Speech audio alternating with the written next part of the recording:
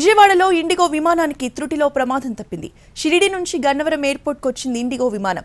వర్షం కారణంగా అరగంట పాటు గాల్లో చక్కర్లు కొట్టింది.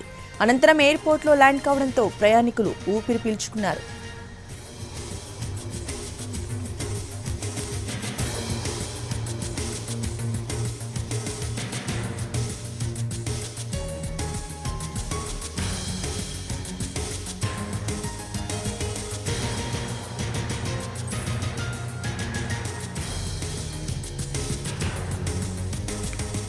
విజయవాడలో ఇండిగో విమానానికి త్రుటిలో ప్రమాదం తప్పింది. షిరిడి నుంచి గన్నవరం ఎయిర్పోర్ట్కు వచ్చింది ఇండిగో విమానం.